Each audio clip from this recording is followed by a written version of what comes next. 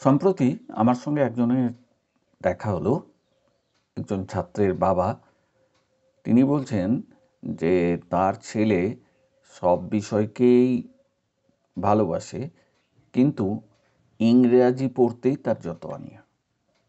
ইংরাজি ভাষার প্রতি তার অনুরাগ বিন্দুমাত্র নেই। তাকে বোঝানোর চেষ্টা করা হয়েছে যে ইংরাজি ভাষা শেখা দরকার, কিন্তু সে ইংরাজি ভাষা শিখতে নারাজ। আমাদের বাঙালিদের মধ্যে বেশিরভাগ ছেলে মেয়েই ইংরাজি শিখতে খুব ভয় পায়। ইংরেজি ভাষাটা তাদের ভালোই লাগে না। আমার দীর্ঘদিনের অভিজ্ঞতা থেকে দেখেছি যে ইংরেজি ভাষার প্রতি একটা ভয় বা ভীতি ছোটবেলা থেকেই তাদের মধ্যে থেকে যাচ্ছে। এর কারণটা কি? আমরা যদি একটু গভীরে ঢুকতে যাই, তাহলে আমরা দেখতে পাবো যে যে পদ্ধতিতে বর্তমানে ইংরেজি পড়ানো হয়, সেই পদ্ধতি ছাত্রছাত্রীদের কাছে গ্রহণযোগ্য হয় না। এই কারণেই এই ইংরেজি ভাষার প্রতি তাদের একটা অনীহা থেকে যাচ্ছে। আপনি প্রশ্ন করতে পারেন, তাহলে যে এই এত স্কুল, কলেজ, ইউনিভার্সিটি, এত সব জায়গাগুলো আছে, সেখানে তো ইংরাজি ভাষা শেখার জন্যে ছাত্রছাত্রীদের প্রচুর ভিড়। কি করে হচ্ছে? অনার্সের কোনো সিট কলেজে ফাঁকা থাকছে না, মাস্টার ডিগ্রির কোনো সিট ইউনিভার্সিটিতে ফাঁকা থাকছে না। তাহলে এরা সব ইংরাজি শিখতেই তো যাচ্ছে, ইংরাজি পড়তেই তো যাচ্ছে। তাহলে এদের মধ্যে আগ্রহটা কি জন্মায়নি? প্রশ্নটা থাকতে পারে। কিন্তু প্রাথমিক স্তরে আমরা যদি দেখি, তাহলে দেখব যে যে ছাত্রটি আজকে মাস্টার ডিগ্রি করতে যাচ্ছে, সেই ছাত্রটি হয়তো 15-20 বছর আগে ইংরাজি ভাষায় ভয় পেত, ইংরাজি ভাষা শিখতে চাইতো না। কিন্তু এখন কেন যাচ্ছে? গড়িয়ে প্রশ্নটা আসতেই পারে। বা অনার্সে এত ভিড় হচ্ছে কেন? ইংরেজিতে ছেলে মেয়েরা এত নম্বরই পাচ্ছে কেন? এত নম্বর কি করে উঠছে? ইংরেজিতে 90, 100-র মধ্যে বা এখন কত 90 হয়েছে, 90-এর মধ্যে 80-85 করে তো পেয়েই যাচ্ছে। তাহলে কি করে পাচ্ছে? কোথাও কি তাহলে এখন ইংরেজি শেখার সুবিধা হয়ে গেছে, না ইংরেজি ভালো শিখছে ছেলেরা? তাহলে এত ভয়ই বা কেন? বা আগে ছেলে মেয়েদের, মানে আমাদের সময় তো 50 পেতেই যথেষ্ট কালঘাম ছুটে যেত। তাহলে ব্যাপারটা একটা আছে, এখানে একটা ফারাক আছে। আগে যারা ইংরেজি শিখেছেন এবং বর্তমানে যারা ইংরেজি শিখছে, এদের মধ্যে একটা ফারাক আছে।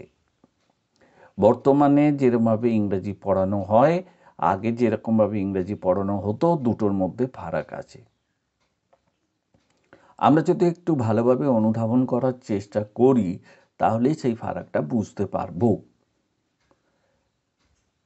তো প্রশ্ন এখন এটাই যে ইংরেজি করার কোনো প্রয়োজনীয়তা আছে কি? একসময় তো একটা কথা উঠেই ছিল যে বাংলা শিখলেই হয়ে যাবে, ইংরেজি শেখার কোনো দরকার নেই। কিন্তু এখন তো ব্যাপারটা তা নয়। এখন তো প্রত্যেক বাবা মাই চাইছেন তার ছেলে বা মেয়ে সে ইংরেজি মাধ্যম স্কুলে পড়ুক এবং ইংরেজি শিখুক ভালোভাবে।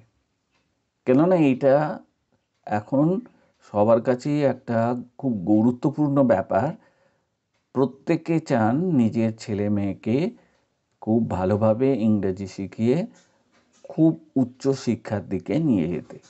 কেননা উচ্চ শিক্ষার জন্যে ইংরেজি ভাষার অত্যন্ত প্রয়োজন। ইংরেজি ভাষা ছাড়া উচ্চশিক্ষা লাভ করা অসম্ভব।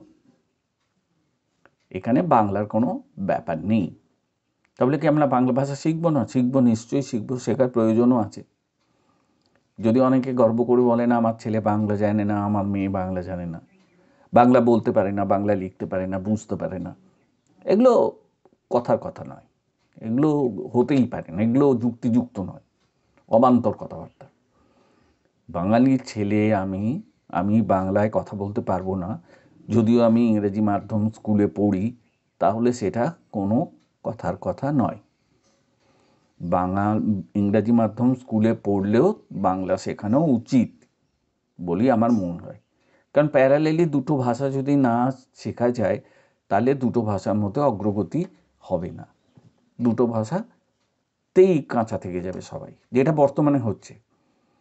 বর্তমানে ছাত্রছাত্রীরা ভালোভাবে না জানে ইংরেজি, না জানে বাংলা, ফলে কি হচ্ছে, তারা দুটো ভাষাতেই কাঁচা হয়ে যাচ্ছে এবং দুটো ভাষাতে কাঁচা হয়ে যাওয়ার জন্যে তারা ভালোভাবে বাংলাও লিখতে পারে না, ইংরেজিও লিখতে পারে না, বাংলাও ভালোভাবে বলতে পারে না, ইংরেজিও ভালোভাবে বলতে পারে না। অসুবিধাটা তো এইখানেই। তাহলে আপনি বলবেন এসব জানার কোনো প্রয়োজন নেই, আমার একটা চাকরি বাকরি দরকার, তো চাকরি পেলেই হলো। আর সেখানে কি কতক্ষণ ইংরেজিতে কথা বলতে হয় বা বাংলায় কথা বলতে হয়? সারাক্ষণ তো আমরা বাঙালি, আমরা বাংলায় কথা বলবই, নিজেদের মধ্যে আদান প্রদান তো বাংলাতেই হবে। তাহলে কি তাহলে আমরা কিছু শিখবো না? চাকরি বাকরি যদি আমাদের মূল আদর্শ হয়ে থাকে বা মূল লক্ষ্য হয়ে থাকে, তাহলে আমাদের ভাষা শেখার কোনো দরকার নেই, এটাকেই মনে রাখতে হবে। কিন্তু এটা তো সর্বাগ্রে প্রয়োজন। এখনকার যারা বাবা মা তারা জানেন ভালো করে যে একটা ভালো চাকরি বাকরি পেতে গেলে বা ভালো কোনো পড়াশোনা করতে গেলে সেখানে ইংরেজি ভাষা শেখা অত্যন্ত প্রয়োজনীয়, না হলে কিন্তু সেখানে কোনো রকমভাবে সুযোগ পাওয়া যাবে না। একটা ভালো কোম্পানিতে ইন্টারভিউ দিতে গেলেও সেখানেও ইংরেজিতেই প্রশ্ন করা হবে এবং ইংরেজিতে প্রশ্ন করা হলে সেখানে যদি উত্তর দিতে না পারা যায় তাহলে সেই চাকরি হাত থেকে বেরিয়ে যাবে, আফসোস করা ছাড়া গত্যন্তর নেই।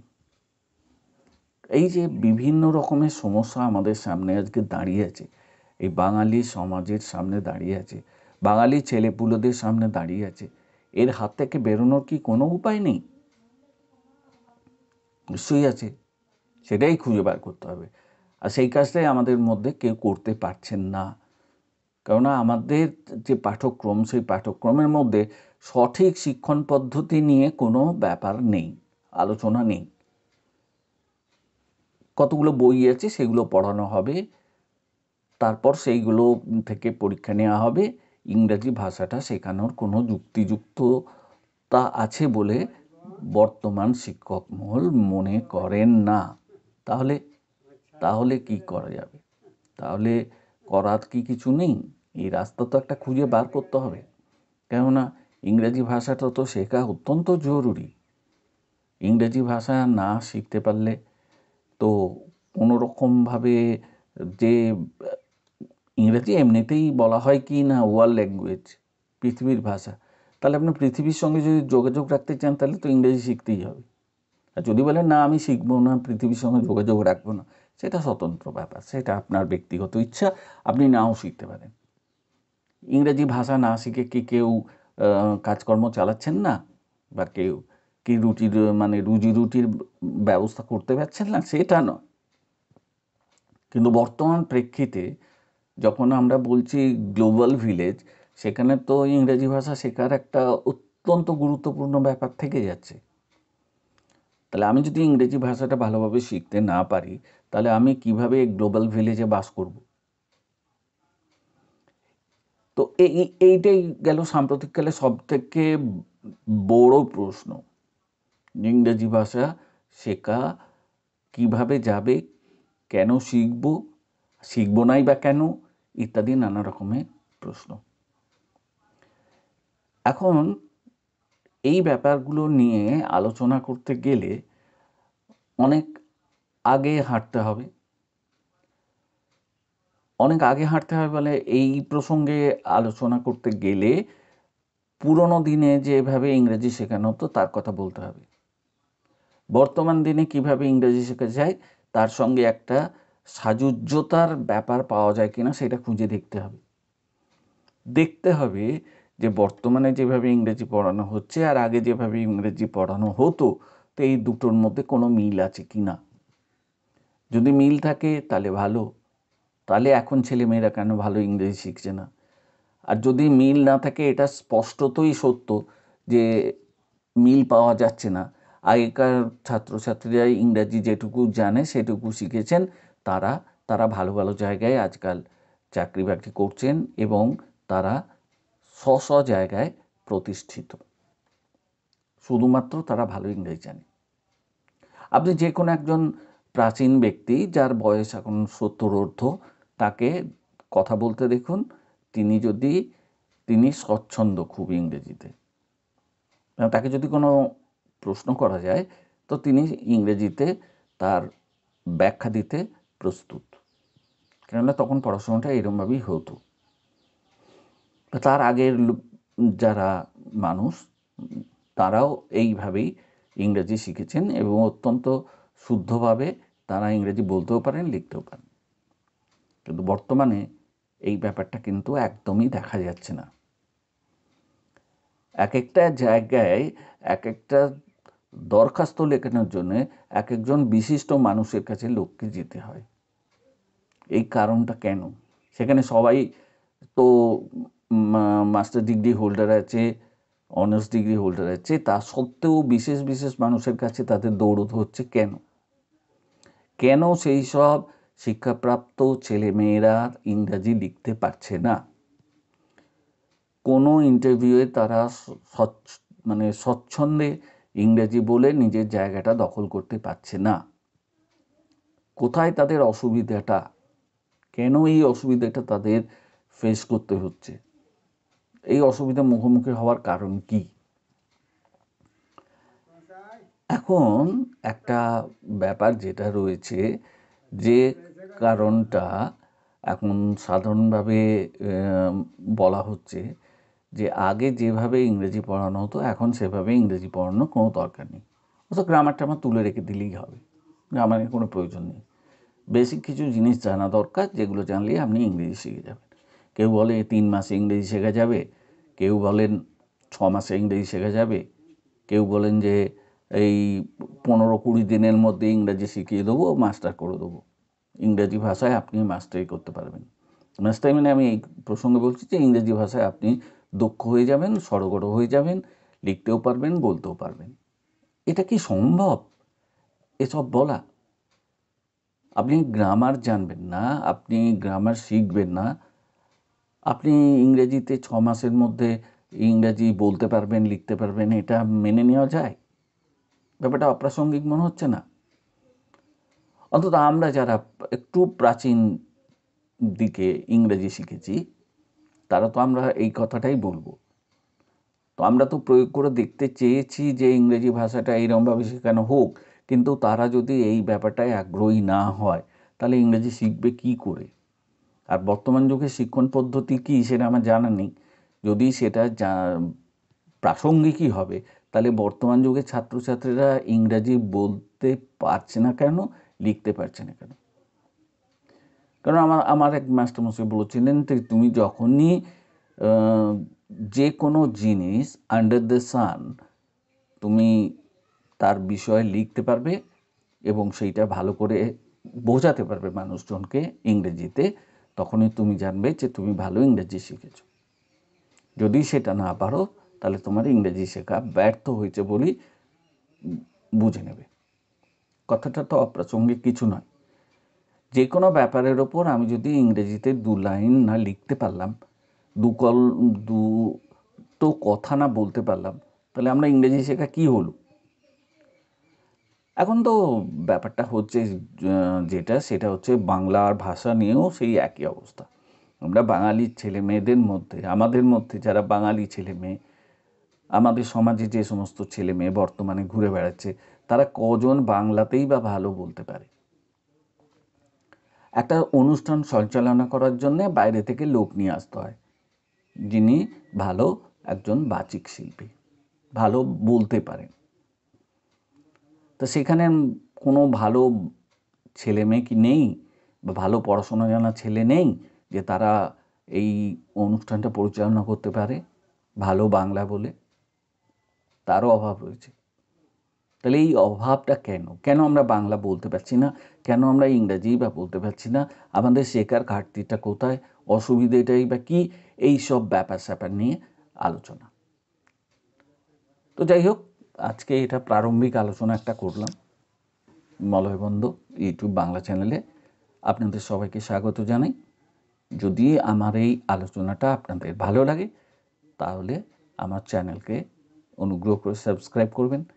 যারা ইংরাজি ভাষা শিখতে আগ্রহী তারাও এই চ্যানেলকে সাবস্ক্রাইব করো, বা যদি মনে করো যে ইংরেজি শেখার প্রাসঙ্গিকতা আছে তাহলে এই আমার যে চ্যানেলটি, এই চ্যানেলটি সাবস্ক্রাইব করো এবং একটু শুনো, নিজেরা শুনে যদি মনে হয় যে 2-4 কথা বলার দরকার আছে, কমেন্ট করার প্রয়োজন আছে, সেটা করলে তো আরও ভালো হয়। ইন্টারাকশান যত ভালো হবে ততই আমিও কিছু শিখতে পারবো আর তোমাদেরও কিছু কাজে লাগবে কথাবার্তা। তো যারা আপনারাও যারা ইংরাজি সম্পর্কে বা শেখা সম্পর্কে আগ্রহী, তো এরকম এই প্রসঙ্গে একটা কথা মনে পড়ে গেল যে আমি যখন শিক্ষকতার সঙ্গে যুক্ত ছিলাম তখন একজন বয়স্ক মানুষ, মানে তার বয়স, আমার তখন যদি 30-35 বছর বয়স হয় তখন তার বয়স মোটামুটি 60-এর ওপর, 60-65 হবে। তো সেই ভদ্রলোক একদিন আমার কাছে এসে বললেন যে আপনি নিজে ইংরেজি শেখাচ্ছেন, তো আমাকে ইংরেজি পড়ান, আমাকে একটু ইংরেজি শিখিয়ে দিন। তাই বলে আপনি ইংরেজি শিখবেন? তিনি বলেন হ্যাঁ আমি শিখব। আমি প্রথমে ভাবলাম উনি মজা করছেন, বা হয়তো তার হয়তো সাম্প্রতিক সময়ে আবেগ হয়তো জেগে উঠেছে, তার জন্য তিনি এই রকমভাবে আমার কাছে এসেছেন এবং আমাকে বলছেন। তো সেই দিন গেল, আমি তাকে আশ্বাস দিলাম হ্যাঁ আপনাকে ইংরেজি শিখিয়ে দিয়ে যাব। তো পরবর্তী পর্যায়ে তিনি নিজেই বললেন যে আমি ভালো করে ইংরেজি শিখতে পারিনি, এই জন্য আমার খুব অসুবিধা হয়েছে ইত্যাদি, আমি এখন বর্তমানে এই বয়সে এসে ইংরেজি শিখতে চাই। তো আমি বললাম ঠিক আছে, আপনি আসবেন আরেকদিন। তিনি কিন্তু প্রতিদিনই আমার সঙ্গে একবার করে এসে দেখা করেন এবং বলেন আমাকে ইংরেজি শিখিয়ে দিতে হবে। তার আবদার দেখে আমি সত্যিই খুব অনুপ্রাণিত হয়েছিলাম এবং আমার হৃদয় উদ্বেল হয়েছিল এই ভেবে যে এইরকম একজন মানুষও ইংরাজি শিখতে চান যার বয়স 60 পেরিয়ে গেছে। তো পরবর্তীকালে তিনি আর আমার কাছে আসতে পারেনি, অসুস্থ হয়ে পড়েছিলেন, কিন্তু তার এই রকম যে শেখার আগ্রহ, এটা আমাকে সত্যিই খুব অনুপ্রাণিত করেছিল যে এরকমও মানুষ আছেন যারা বয়সকালেও অনেক কিছু শিখতে চান। এখন শেখার ব্যাপারে শেখার কোনো বয়স নেই, এটা তো আমরা সবাই জানি, যে আপনি 60 ঊর্ধ্ব হন, 70 ঊর্ধ্ব হন, যাই হোক না কেন শেখার কোনো বয়স নেই। কিন্তু শিখতে ভালো লাগতে হবে, শিখতে এই যে শেখার নোটটা এটা নিতে হবে, আগ্রহ থাকতে হবে। একটা ভাষা শেখা সহজে তো সব জিনিস নিজেকে মানে সব জিনিস আয়ত্ত করা সম্ভব নয়। একজন গাইড কেন দরকার হয়? সবাই তো নিজে নিজে সব কিছু পারে না। শিক্ষক মশাইদের আমাদের ওই জন্যই দরকার, তারা আমাদের নির্দিষ্ট পথে চালিত করেন। এদিক থেকে গেলে ভালো হবে, ওদিক থেকে এটা শিখলে ভালো হবে, এরকমভাবে শিখতে হবে। তারা নিজেরাও ওইভাবেই প্রশিক্ষিত হয়ে এসছেন, সেই জন্য তো আমাদের শেখাতে পারছেন। যাই হোক, এই বিস্তারিতভাবে পরবর্তীকালে আলোচনা করব। এই প্রসঙ্গ এখন চলবে, ভাষা প্রসঙ্গ। তো আমি আগেই বলেছি এবং আরেকবার বিনম্রভাবে বললাম যে যদি কারো ভালো লাগে তো আপনারা অনুগ্রহ করে আমার চ্যানেলটিকে সাবস্ক্রাইব করবেন এবং শেয়ার করবেন। সবার মধ্যে গেলে এই ব্যাপারটা ভালো হবে। তাহলে আজকের মতো বিদায় নিই। সবাই ভালো থাকবেন এবং সবার মধ্যেই, বিশেষত বর্তমান যুগের প্রজন্মকে বলছি, সবাই একটা শেখার আগ্রহ নিয়ে এই ভিডিওটা দেখো, অনেক কিছু শিখতে পারবে। ভালো থাকো সবাই, আপনারাও ভালো থাকবেন।